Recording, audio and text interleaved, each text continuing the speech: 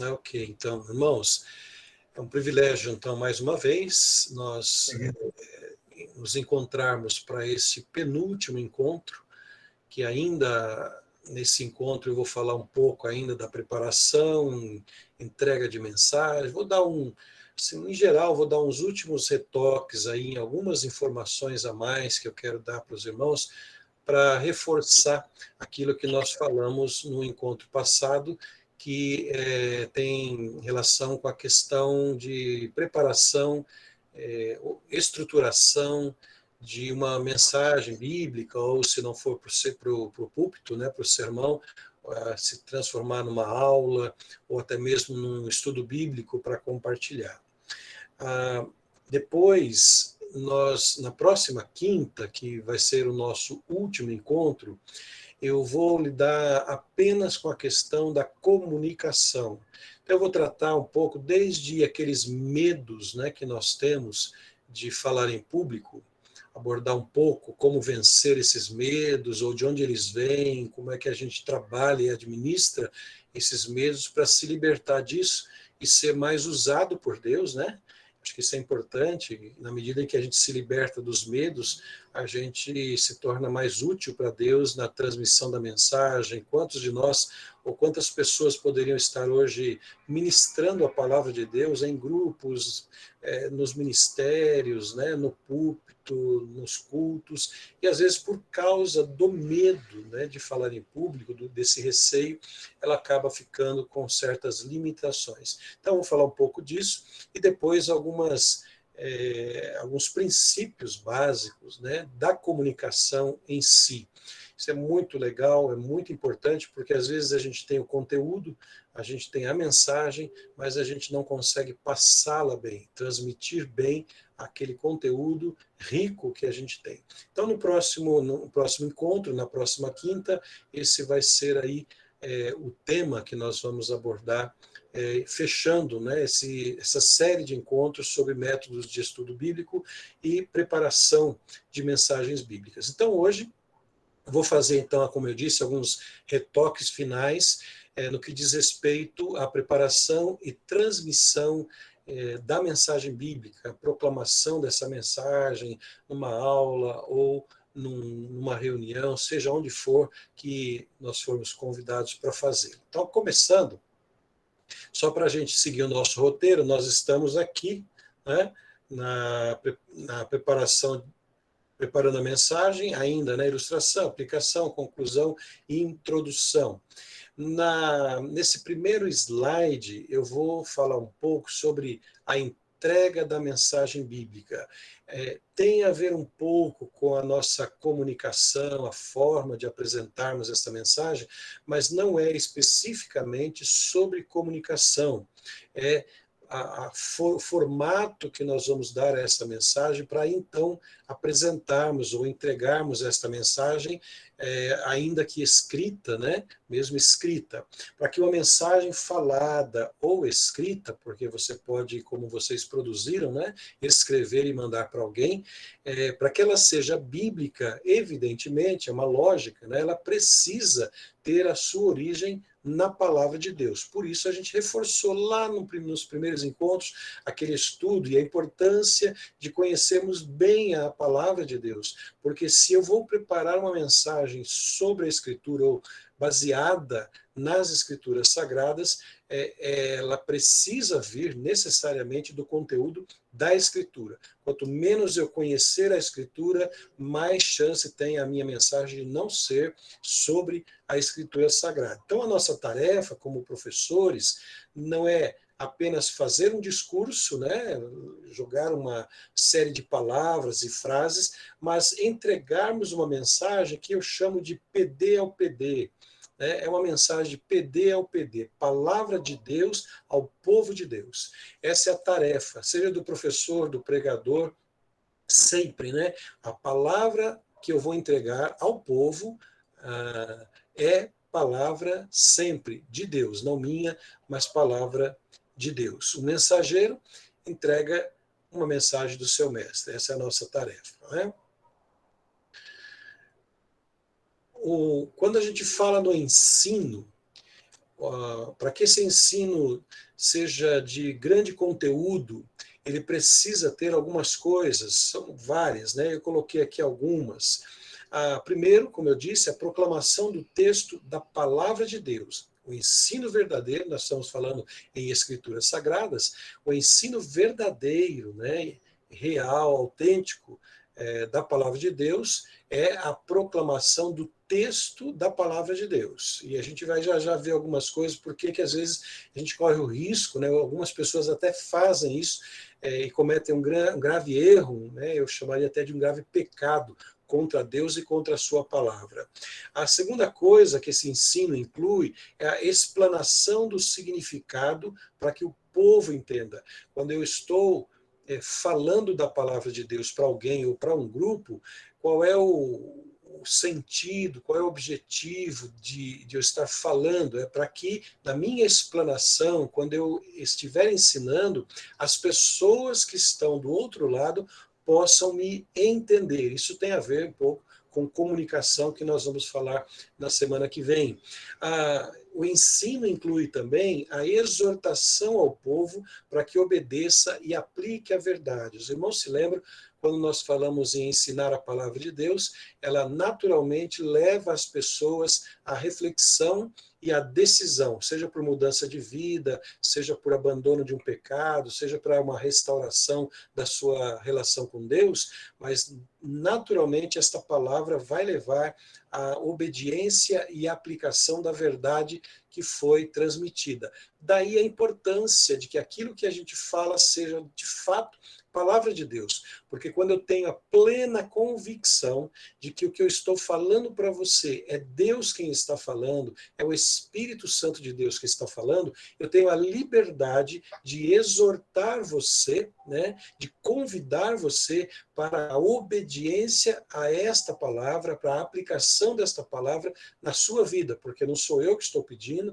não sou eu quem estou exortando, mas é a própria palavra de Deus. Isso porque eu tenho, então, a consciência de que o que eu falo é palavra de Deus. No ensino expositivo, o professor é um instrumento através do qual a palavra de Deus é entregue ao povo. Isso resume aquilo que a gente acabou de falar sobre a mensagem, sobre a palavra. Características do verdadeiro ensino, né? Então, ele explica um texto sistematicamente, e essa exposição, né, da palavra de Deus, ela é uma exposição sistemática, de maneira que as pessoas possam acompanhar o seu raciocínio e compreender dentro daquele contexto em que ela aparece. Isso também nós já falamos, né, da importância de eu saber qual é o contexto em que este verso está sendo aplicado, qual é o contexto da história desse verso, não isolar o versículo, porque eu corro o risco de pregar uma palavra pela metade ou até de errar na aplicação dessa palavra, né? Então, isso é uma característica, né, do ensino verdadeiro. Ele vai explicar, né, o texto ou aquele trecho que eu escolhi dentro do contexto em que ele está aparecendo. Uma outra característica do verdadeiro ensino é que o texto determine o conteúdo e a estrutura da mensagem. Nós já falamos bastante aí atrás, né, na estruturação da mensagem, quando você escolhe o tema, encontra a ideia principal, depois você subdivide, né, em ponto 1, ponto 2, coloca os elementos que fortalecem aquela ideia que você vai abordar. Então, tudo isso que você está fazendo nessa esquematização do seu sermão ou da sua aula, quem está determinando tudo aquilo que você está fazendo é o texto bíblico. É um erro muito grande, e alguns pregadores cometem, é de fazer o inverso. Eles às vezes querem falar sobre alguma coisa, ou têm uma ideia para falar sobre um assunto, então eles pegam o assunto, aquela ideia primeiro, depois vão procurar um texto que dê para fundamentar a sua ideia. Não é que seja errado, ele pode até fazer isso, desde que de fato o texto fundamente a ideia que ele teve. Mas às vezes ele usa aquele texto como pretexto para poder abordar um determinado texto, uma determinada ideia que não é bem bíblica, ou não tem fundamentação bíblica. Outra característica do verdadeiro ensino é que ela aplica princípios e verdades extraídas do texto às necessidades da igreja. Vejam bem, lembra? O OIA lá, observação, interpretação, aplicação. Então, quando eu ensino verdadeiramente as escrituras, eu estou cuidando de aplicar esses princípios às necessidades da minha igreja ou daquele grupo para quem eu estou falando ou dando uma aula. E uma outra característica do verdadeiro ensino é que ele exorta e desafia o povo a corresponder à mensagem da palavra de Deus. Se vocês não estão cansados, porque a gente não cansa, né, nem devemos nos cansar de ouvir a palavra de Deus, mas a gente já viu isso muito, né? O pregador, sempre que ele termina uma mensagem, ele faz este apelo ou este desafio para que aquela pessoa que ouviu se alinhe com aquela palavra, né, que ela reflita sobre o que é que precisa mudar, o que é que precisa ser transformado no seu coração para se adequar à vontade de Deus. Vou dar um exemplozinho simples para vocês de como esta sequência ou esta formatação acontece quando a gente está proclamando, né, a palavra de Deus. E Neemias tem um exemplo muito legal para nos ensinar esse processo. Eu separei aí no capítulo 8, né, os versos 1 a 6, o 8 e 9, o 12 e o 15. E eu vou começar dizendo o seguinte: no verso 8, acho que os irmãos todos conhecem bem essa história, né? Neemias veio, voltou, né, da Babilônia, ele veio para poder reconstruir os muros de Jerusalém. Depois que os muros estavam já prontos, estavam acabados, ele chama Esdras para fazer a leitura da lei, lembra? Porque só parede não serve. Né? Só concreto não é suficiente. Era necessário relembrar a lei ao povo, trazer de volta ao coração do povo de Israel aquele fogo, né, do Espírito de Deus que deveria estar presente no coração da nação escolhida, separada por Deus.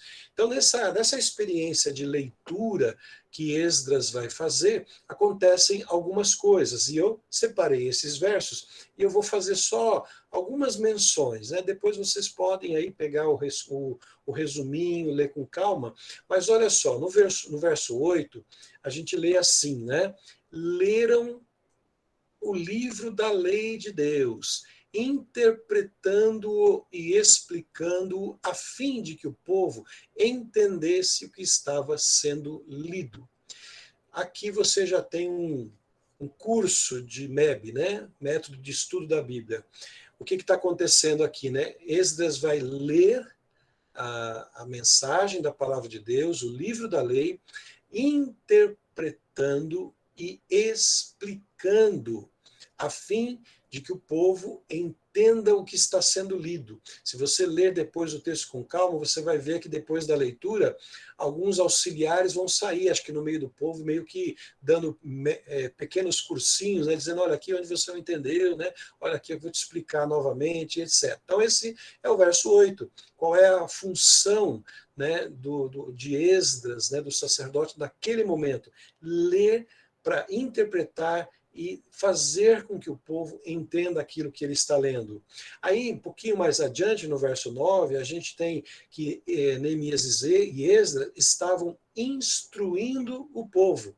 Isso é aquilo que nós chamamos de explanação das Escrituras. É que o pregador, o professor faz, ele está ensinando, ele está falando sobre aquele texto, ele está clareando algumas informações importantes para o seu público, para aqueles que estão ouvindo. Esta é a explanação. Neemias e Esdras estavam instruindo o povo. E aí, ainda no verso 9, diz que todo o povo estava chorando enquanto ouvia as palavras da lei. Essa experiência a gente chama de uma reação à palavra, ou uma reação ao Espírito de Deus que proclama a palavra ao coração, né? Não é só um discurso, não é palavra vazia, não é frase pronta, mas é a palavra de Deus transmitida através do seu Espírito que traz esse constrangimento ao coração das pessoas que a ouvem. E aí, então, o texto diz que o povo estava já ali embebido por aquelas palavras e que enquanto as palavras eram lidas, o povo já estava chorando. Então a gente chama isso de uma reação à palavra. Olha só, né, dois momentos. Havia um primeiro momento de explanação, eu estou explicando, estou falando para você, e de repente você sente o toque do Espírito de Deus e você fala: puxa, como esta palavra falou comigo, como Deus tocou meu coração, como eu preciso, né? Ou eu precisava ouvir e conhecer esta palavra. Então, eu tenho uma reação, né, a esta palavra. Pois agora, diz o verso 12, todo o povo estava chorando, desculpa, pois agora compreendiam as palavras que lhes foram explicadas. Compreensão.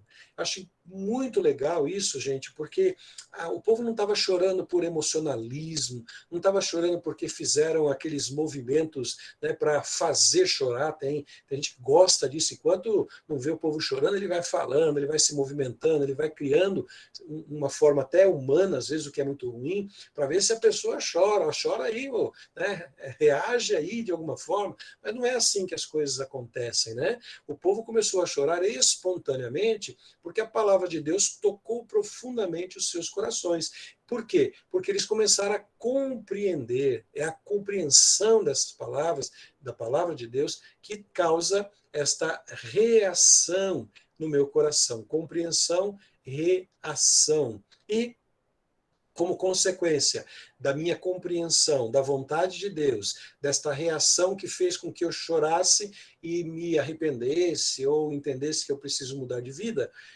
saiam as montanhas, diz o verso 15, para fazerem tendas conforme está escrito. Essa foi uma descoberta que eles fizeram, que há muito tempo era uma ordenança do Senhor e que eles não vinham cumprindo. Então, quando eles entenderam a palavra, eles saíram para as montanhas, foram buscar madeira para fazer as suas tendas, como está escrito, ou seja, como eu acabei de explicar para vocês na lei. Isto é obediência. Se você pega essa sequência, o que você tem? A explanação da palavra, uma reação do coração, porque houve compreensão e imediatamente a obediência.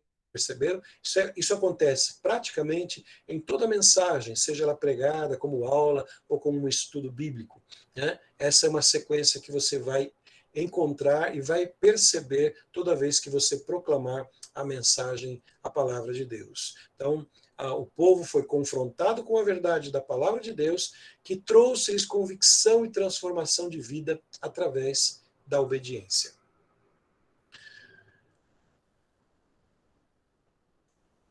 Agora eu queria dar para vocês algumas características negativas de muitas mensagens que a gente vê e ouve por esse mundo afora, tá? E que a gente precisa, evidentemente, conhecê-las e tomar precauções para que isso não venha acontecer conosco.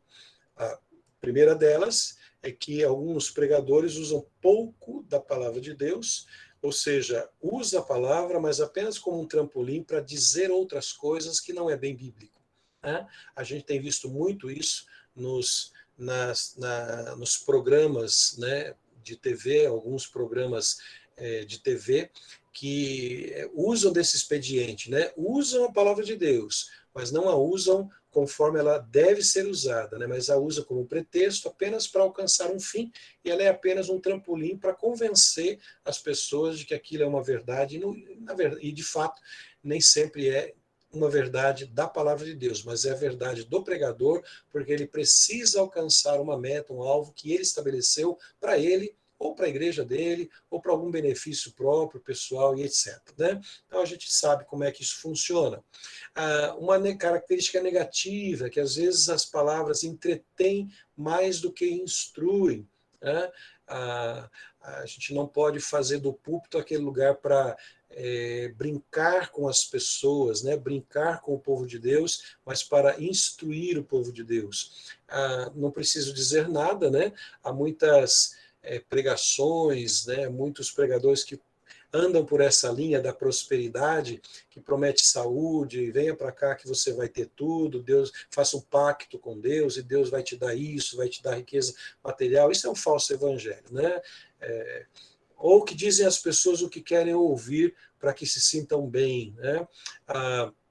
Você sabe que no passado, quando os reis chamavam os profetas para trazer para eles palavras proféticas, haviam os profetas profissionais. O profeta profissional era aquele que, quando o rei chamava, ele vinha e tentava dizer algo que pudesse agradar ao rei. E é por isso que os profetas de Deus eram perseguidos, eram mortos, eram presos, porque quando o profeta de Deus ia ao rei, ele falava a mensagem de Deus, e nem sempre a mensagem de Deus para o rei era das melhores. Vocês conhecem algumas histórias assim, né? Então, esse profeta de Deus não diz às pessoas o que elas precisam ouvir, mas diz aquilo que Deus quer que elas ouçam, independente das circunstâncias ou do peso que essa palavra tenha sobre as pessoas que vão ouvir. A via de regra tira os versículos fora do contexto. Aquele risco que eu já mencionei de pegar um versículo isolado e querer que ele fale aquilo que de fato ele não está falando. Basta você colocá-lo no contexto e você vai perceber que ele estava bem fora da realidade, ou que a pregação, né, com o versículo isolado não tinha muito sentido. Ele precisava voltar para o seu contexto para aí sim ganhar um sentido real, verdadeiro, daquilo que o autor estava ou tinha intenção de dizer ao seu público. Características positivas dessas mensagens, né? Isso é muito importante também, a gente observar que uma das características que a mensagem da palavra de Deus, a mensagem bíblica tem, é a autoridade da palavra. Aquele que fala em nome de Deus tem autoridade. Você lê os profetas, você lê a experiência dos profetas, mesmo com todo o sofrimento por falar a verdade, mas eram palavras de autoridade.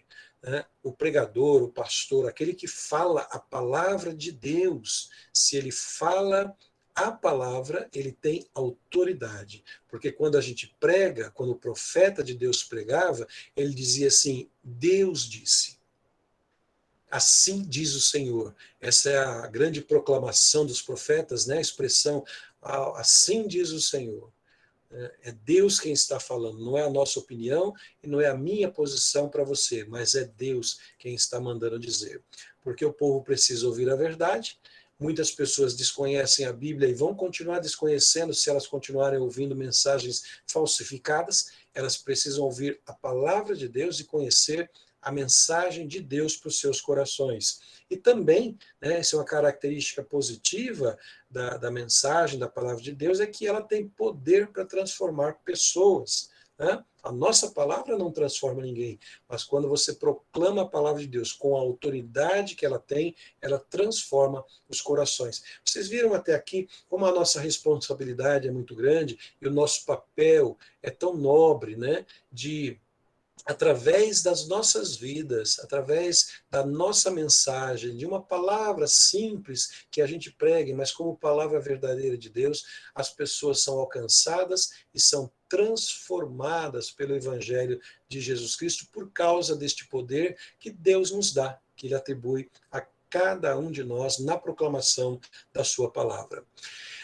Vamos aqui rapidamente, tem um amontoado de palavras aí que eu quis deixar mais juntinho para explicar uma coisa para vocês, mas é apenas um exemplo de fixação. A gente já viu isso na nossa abordagem na aula passada, no encontro passado, quando a gente deu alguns exemplos rápidos, né, de como elaborar uma mensagem bíblica, de como a gente preparar essa mensagem de maneira que ela fique estruturada, e quando eu for falar, eu vou ali, né, sistematicamente e didaticamente ensinando as pessoas para que elas não se percam na minha linha de raciocínio. Então, um pequeno exemplo, né, que eu vou dar para vocês, só para a gente rever ou relembrar, né, aquilo que nós já havíamos conversado no encontro anterior. Eu escolhi aí o texto de Provérbios. Na verdade, essa montagem não é minha, é de um autor, né, de um escritor que fala sobre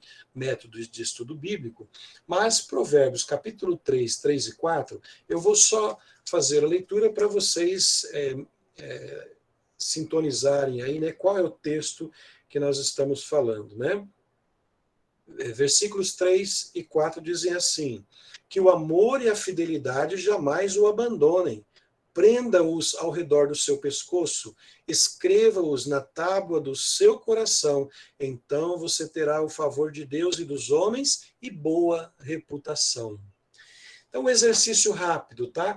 Vamos supor que você tenha pego esse texto, só 2 versos de Provérbios capítulo 3. E eu vou desenvolver uma mensagem, um estudo, uma aula sobre Provérbios. Quando eu li o texto, então eu vou imaginar aqui, né, que nós lemos esse texto várias vezes, os 2 versos, e aí nós descobrimos lá, depois da leitura, que a melhor interpretação, ou a melhor forma de abordarmos o assunto, ou darmos um tema, encontrarmos o assunto principal, seria dizermos que, ou criarmos esta frase, né, como ser respeitado e ter boa reputação diante de Deus e dos homens.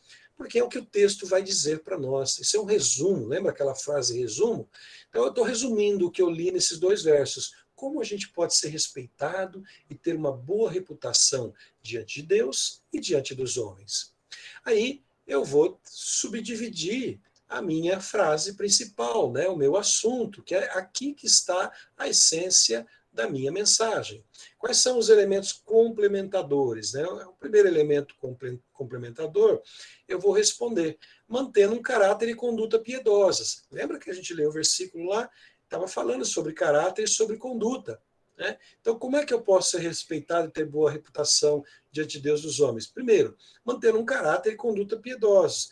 Aí ele diz para nós lá, né, para a gente pegar esse amor e fidelidade que está nos 2 versos lá e prendê-los ao redor do pescoço. Ora, quando ele manda eu prender ao redor do pescoço, ele está falando algo para mim que diz respeito a uma conduta exterior, para que as pessoas vejam, né? Olha, está aqui uma correntinha, né, um colar, para que as pessoas vejam. Então pega este amor e fidelidade e deixe que as pessoas vejam ele em você.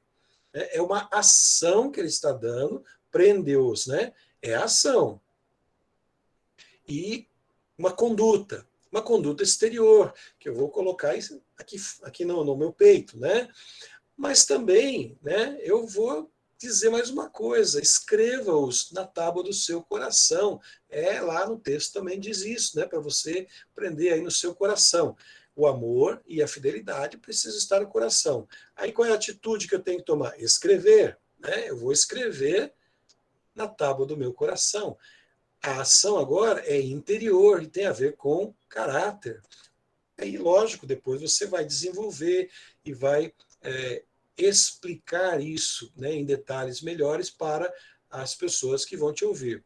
Seguindo ainda nessa mesma linha de raciocínio, né, eu diria que a ideia principal que eu encontrei aqui de Provérbios 3, 3 e 4 é que, à medida que demonstramos o verdadeiro amor e a verdadeira fidelidade para com os outros, ganhamos o respeito das pessoas e boa reputação. E Deus ficará contente, Deus ficará feliz com a minha vida. Essa é a minha ideia central e principal a partir da leitura. Veja que eu escrevi, né, e você vai fazer isso, uma frase minha, a partir das leituras dos textos e das montagens que eu fiz das minhas subdivisões, né, daquilo que vai complementar a exposição da minha mensagem bíblica. Aqui eu vou passar rapidamente, que seria um outro exemplo de uma mensagem. Imagina que eu pego lá Josué capítulo 1, versos 6 a 9. Você lembra que quando Josué assumiu o bastão, né, que ele assumiu a condução do povo no lugar de Moisés, estava ali na beira da transição, né, de sair do deserto, atravessar o Jordão, conquistar Jericó e daí para frente as conquistas, divisão da terra, era uma tarefa árdua, né, para Josué. E aí Deus vem e diz assim: Josué, não tema, eu vou estar contigo, ser forte, seja corajoso. Tá? Então, qual é o assunto desse texto? Como ter confiança e ser bem-sucedido na visão de Deus. Como ter confiança e ser bem-sucedido na visão de Deus. Esse foi o assunto que nós encontramos dentro desta referência. Aí, eu, como elemento complementador, eu digo, olha, Deus está conosco e nós deveríamos obedecer a sua palavra. Estou tirando isso do texto, não é? Eu estou tirando isso lá do texto de Josué, capítulo 1. E aí eu vou complementando, né?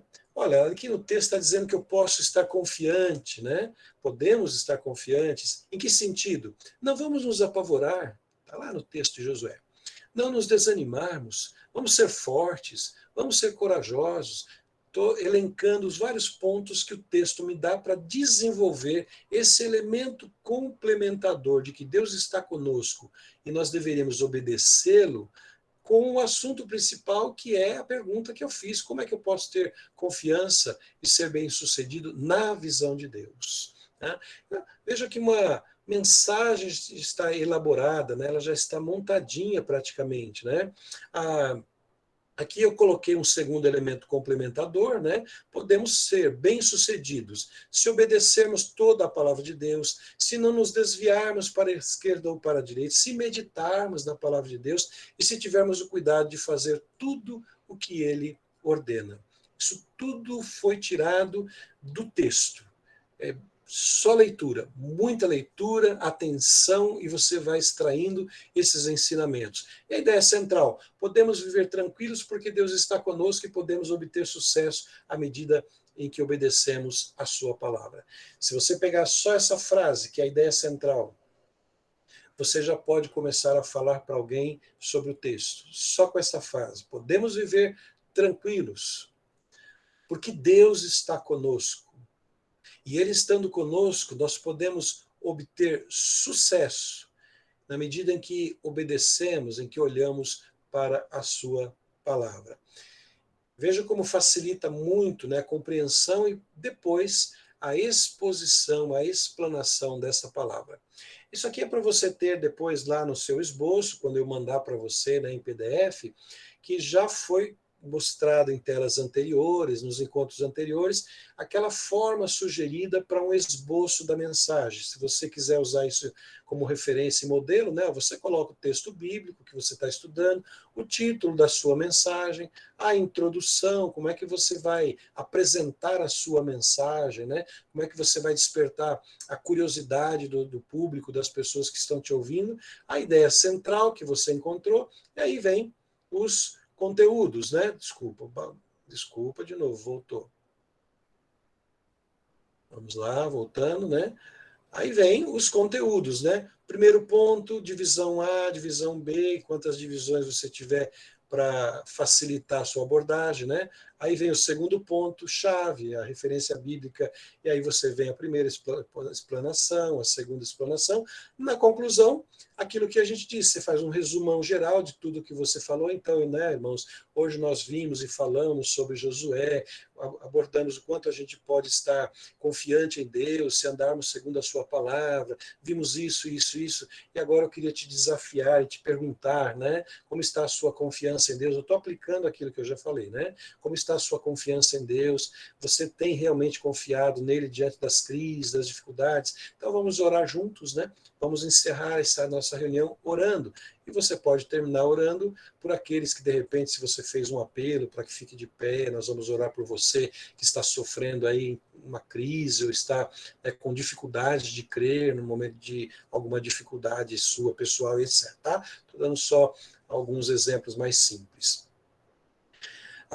Vou passar também direto, eu só coloquei isso aqui para ficar no texto quando eu mandar para vocês o resumo, mas é também um exemplo de uma mensagem baseado no livro de Gênesis, capítulo 3, versos 1 a 7. A introdução, né? Como é que Satanás nos tenta a pecar? Está falando do pecado no Gênesis, né? Da entrada do pecado no mundo, como é que resistimos à tentação. A ideia central e aí por diante você vai ver um resuminho, né? Um conteúdo, quiser usar esse resumo para preparar alguma mensagem, você pode, viu? Não tem, como é que se diz, direitos autorais, né? Eu sempre digo que o pregador que prepara uma mensagem inspirado no Espírito Santo, o autor que escreve um livro e que ele justifica que foi Deus quem deu aquele conteúdo para ele, ele não tem direito autoral porque não é dele, é do Espírito Santo. A gente pode usar à vontade, não precisa fazer cópia ipsis litteris, mas você pode usar a ideia, você pode usar uma expressão, uma frase ou uma sequência de ideias que o autor usou, não há maldade nisso não, tá? Pelo menos eu penso que não. Então aqui eu coloquei o conteúdo como se você estivesse desenvolvendo as partes, né? O ponto 1, né? E na sequência você vai ver quando você receber o rascunho, o ponto 2, né? Apelando às concupiscências natural do homem, você vai ter o ponto número 3, né? Como resistimos à tentação, está errado aqui só a ordem, né? E uma coisa importante que você vai ver e que pode acontecer na preparação da sua mensagem, que são, lembra que a gente falou nos métodos de estudo bíblico, no OIA, né? Que você sempre vai buscar palavras ou versos correlatos, passagens correlatas. Então, quando você pesquisou lá na sua Bíblia, na sua concordância, e encontrou as palavras sobre pecado, né, sobre tentação, que são palavras que estão presentes lá no Gênesis 3, apareceu a palavra tentações, ou resistir a tentações, né, em Coríntios, em Tiago. E aí você pode usar esses versos para fundamentar mais a sua mensagem, para enriquecer a sua abordagem bíblica, tá? E aí, por fim, a conclusão da sua mensagem. Aí, depois de fazer toda aquela abordagem de Gênesis, o autor, o pregador ou o professor diz: olha, nós precisamos permanecer firmes pela fé na palavra de Deus, a fim de resistirmos às tentações de Satanás. A escolha é nossa. Essa é a conclusão da mensagem. Depois você precisa ler todo esse conteúdo que foi exposto para ver como é que vem sendo conduzida a distribuição, né, de cada uma dessas etapas. Comunicando bem não é a comunicação da próxima semana ainda, mas apenas uma, uma canjinha aqui, né? A respeito do comunicar bem. Comunicação é o que o povo ouve, não é o que você diz, né? A mamãe diz para a criança: eu já falei 1000 vezes para não pôr a mão aí, né? Então a gente pergunta assim: a mãe falou e a criança não obedeceu, ou a mãe falou e a criança não entendeu? E às vezes a gente fala, não é o que eu falo, né? Mas é o que a pessoa compreende. É isso que é comunicação. Então, por isso, você precisa conhecer bem a sua mensagem. Quando você for pregar ou dar uma aula, um estudo, é importante que você conheça bem o conteúdo, até para ter segurança, né, do que você vai comunicar, das partes que estão distribuídas na sua mensagem. Conheça bem os seus ouvintes e as necessidades espirituais, não é? Eu já disse em algum encontro anterior que se você foi convidado para falar e alguém te deu um tema específico, então você vai caminhar dentro daquele tema, você vai encontrar um estudo ou uma pequena mensagem para falar dentro do tema que te foi dado. Mas, no caso, por exemplo, os pastores ou professores de sala de aula de escola dominical, eles conhecem a sua classe, o professor conhece a igreja, então ele muitas e muitas vezes ele vai saber, né, o que a minha igreja está precisando ouvir, quais são os temas, né, que eu precisaria abordar com a minha igreja neste período, neste ano ou neste semestre, etc. Aquilo que não está claro para você não ficará claro para os seus ouvintes. Por isso precisamos ser muito específicos e claro para comunicar bem a palavra de Deus. Vibre com o Senhor e com a sua mensagem. Gente, talvez isso aqui para algumas pessoas não soe bem, né? Porque a gente confunde muito liturgia com seriedade, liturgia com carranquismo, né? Eu não posso me mexer, eu não posso sorrir para o outro, eu tenho que ficar, né, espremido aqui, silencioso e quieto, né? Como se isso fosse um ato litúrgico. mas a liturgia do povo de Israel, das suas celebrações, era uma liturgia de alegria, de cântico, de danças, de celebrações espontâneas do coração, não é? Ah, você lê lá as celebrações do povo de Israel, você vê que alegria que havia no coração desse povo. Por isso, quando você vai falar sobre a palavra de Deus, precisa haver esse entusiasmo no coração em primeiro lugar. Eu estou aqui empolgado falando com vocês, né? Eu estou feliz por estar ensinando ou relembrando no teu coração alguma coisa que pode te fazer bem, que pode ajudar você. E quando a gente está no púlpito ou dando uma aula ou dando um estudo bíblico, isso tem que tomar o nosso coração e a gente precisa vibrar, né, naquele momento, porque as pessoas olham para a gente e dizem assim, Deus é a nossa alegria, você está pregando sobre alegria em Deus, mas olha, você parece que está mais triste do que eu, que não conheço Jesus, né? Então, meu coração precisa transmitir a mensagem que eu estou proclamando, né? As pessoas precisam ver em mim esta alegria, não só com o Senhor, mas a alegria de poder transmitir a mensagem, o recado de Deus para o coração das pessoas que estão me ouvindo. Comunique amor, carinho, preocupação, né, com as pessoas que estão te ouvindo. Eu estou falando isso aqui para vocês hoje, né, meus irmãos, porque eu me preocupo com a forma como você vai viver, as consequências do pecado para o teu coração. Eu estou falando aqui para você com muito amor, porque eu amo em Cristo você, não é? Eu amo você em Cristo e Cristo te ama muito mais que eu e quer ver você bem. As pessoas vão sentir em mim que eu estou dizendo isso porque eu as amo, não porque eu estou usando a palavra de Deus para trazer pressão ou condenação sobre aqueles que estão ouvindo a minha mensagem ou o recado de Deus. Aí uma frasezinha, né, que alguém diz, não tem autoria, mas é de alguém essa frase, né? As pessoas não se importam tanto com o que você diz até que elas percebam que você realmente se importa com elas, né? Dizer, falar para ela, mas se importar com elas. À medida que você comunica a palavra de Deus, agora estou falando assim, você vai falar, né? Você vai conduzir, você vai comunicar esta palavra. Leia toda a passagem bíblica e refira-se a versículos ou frases em particular novamente durante a mensagem. Isso faz com que a palavra de Deus seja a autoridade para a mensagem. Você pode observar, quando o pregador ou alguém está dando uma aula sobre as Escrituras, ele sempre volta. Os irmãos se lembram, né? Nós lemos agora há pouco, olha, isso aqui está escrito lá no texto bíblico que diz isso e isso. Isso é uma forma de fundamentar cada vez mais e de relembrar. Olha, eu estou falando isso aqui porque eu já disse, lá atrás está escrito, a gente já leu, né? Nós estamos falando deste texto, desta abordagem, né? Isso continua dando fundamentação para a palavra de Deus e não perde de vista, o ouvinte não perde de vista que eu estou falando sobre aquele texto, sobre aquele verso, né? Segundo ponto, tenha em mente o propósito da sua mensagem para certificar-se que você atingiu o alvo. Hoje essa mensagem é uma mensagem transformadora, né? Ela precisa alcançar o coração dos incrédulos, daqueles que não conhecem Jesus, porque eu vou proclamar salvação.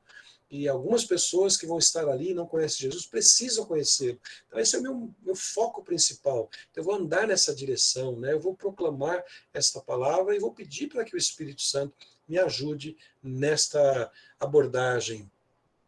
3, mantenha a sua introdução curta e criativa, né, de maneira que ela estimule e interesse, o interesse pela mensagem. Né? A introdução sempre tem que captar a atenção das pessoas para as quais eu vou falar. Né? Ela precisa ficar presa em mim. Né? Ela precisa ficar presa em mim. Siga seu esboço de forma que os seus ouvintes também o façam, né? Se você vem com um esboço bem elaborado e você segui-lo, as pessoas vão identificando ponto 1, ponto 2, abordagem ABC do ponto 1 e etc. Você não precisa, evidentemente, né, ficar fazendo repetições assim, agora ponto 1, irmãos, tal, tal, tal. No ponto 1 agora é o A, né? Agora é o B. Mas desde que você vá fazendo a sua explanação com o seu esboço, as pessoas conseguem, se elas estão prestando atenção em você, elas conseguem entender qual é a sequência, qual o ponto onde você está da sua abordagem. Apesar de você fazer isso de forma, às vezes, técnica, com esboço, nunca se esqueça de deixar o teu coração, né, a tua alma sensível à voz do Espírito. Tudo isso é preparação, é técnica, são regras, né, elaboradas aí pelos estudiosos, mas isso não substitui a inspiração que o Espírito Santo te dá no momento da sua aula, da sua pregação ou do seu estudo. Comunique-se claramente, ou comunique claramente uma ideia principal que você quer deixar com o seu povo para que ele aplique, né? Para que as pessoas possam aplicar aquele ensinamento. Explique, ilustre, comprove, aplique a ideia central, né? Essa é a dinâmica da apresentação de uma mensagem. Encoraje, console, corrija seus ouvintes com a palavra de Deus. Tudo isso são elementos importantes, né, para você, na hora que estiver proclamando a palavra de Deus, né, ensinando a palavra de Deus, você tem aí essa série de informações e ajuda, né, ferramentas para você fazer uma boa explanação. E use a sua conclusão para resumir a mensagem e reafirmar a ideia central, né? A conclusão é isso, né? Eu vou fechar agora dizendo para vocês, olha, vocês viram? Nós aprendemos isso hoje, nós aprendemos isso e também isso. Deus nos chama para um compromisso com essas coisas que aprendemos. Então vamos assumir, né? Vamos nos comprometer com Deus e com a sua palavra. Estou voltando à ideia central, né? A ideia central, reafirmando essa ideia central da minha mensagem para que as pessoas conectem novamente e tomem decisões, né? Reagir em obediência a Deus, como reagiu o povo de Deus lá na proclamação que Esdras fez, na leitura que Esdras fez das Escrituras Sagradas. Termine com oração, né? Isso é uma sugestão, você pode terminar a sua mensagem com uma oração, ou se você fez um apelo, né, de oração, né, vamos imaginar que você pregou sobre as dificuldades da vida, né? As dificuldades como vencer as dificuldades da vida segundo a fórmula dada por Deus na sua palavra, né? Então você está expondo tudo isso e no final você faz um apelo, ó, se você está vivendo problemas, dificuldades, tem passado por crises, né? Está desistindo, não faça isso. Bem à frente nós vamos orar com você. É uma característica muito comum dos pregadores, né? Eu te convido, vem à frente, eu quero orar por você sobre esse seu problema específico. E você termina com uma oração. Aqui a gente encerra não só este encontro, não é, irmãos, mas encerramos também a nossa sequência do curso MEB, né, Método de Estudo Bíblico e Método de Preparação de Mensagens Bíblicas. Como eu disse, né, o nosso último encontro será especificamente sobre comunicação, mas que tem a ver com tudo isso que a gente viu agora, porque é a comunicação que vai nos ajudar a transmitir bem esta riqueza, né, esta mensagem que eu pesquisei, que eu estudei, que Deus me inspirou para transmitir às pessoas que vão me ouvir. A atividade, né, como eu sempre digo, é você repassar esse estudo, né, repassar este rascunho, resumo que eu vou mandar para vocês, e prática, irmãos. Tudo isso que nós fizemos nesses 8 encontros até aqui, e o 9º na semana que vem, podem não ajudar muito, porque são teorias, regrinhas, métodos de estudo, métodos para você estudar. Então, se eu não me aplicar agora, desenvolvendo, né, fazendo, exercitando, isso não vai te ajudar muito. Por isso, meu desafio, né, meu convite, olha lá, estou fazendo a minha conclusão, né? Meu desafio, meu convite para você é que você pegue aí todo esse material, desde o primeiro encontro, faça uma revisão, vá preparando estudos, né? De repente você pode ter oportunidade de expor uma palavra, de falar numa classe de escola dominical, de falar num grupo pequeno, né? Ou de pregar em algum lugar que alguém te convide, e aí você tem lá um estudo preparado, uma mensagem preparada e bem preparada para proclamar, para anunciar com muita alegria, com satisfação e prazer a palavra do nosso Senhor amado Jesus Cristo. Amém?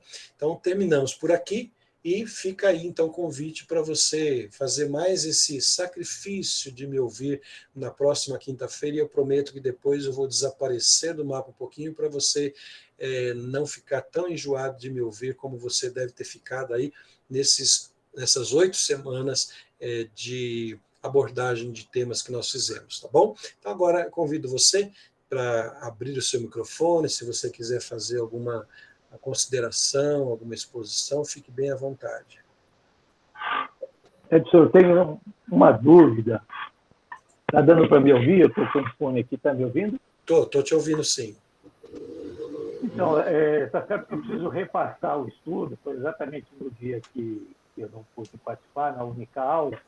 O método tópico e o método de assunto, eu achei assim, bastante parecido. Não sei se tem alguma nuance do método tópico e do método por assunto. Porque, Tá. por exemplo, eu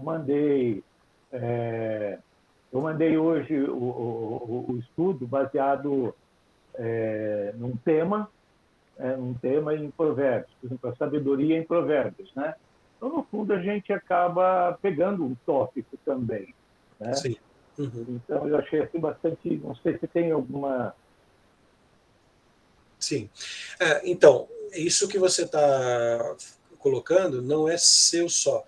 Toda vez que a gente ministra esse curso, no seminário, né, quando eu dei esse curso vários anos, sempre os alunos tinham essa problemática para levantar. A gente foi fazer a pesquisa e parecia que estava fazendo um e estava fazendo outro, né? Parece que se confunde. De fato, é possível, né, até que se misture as duas coisas, porque as pesquisas vão caminhar meio que paralelas.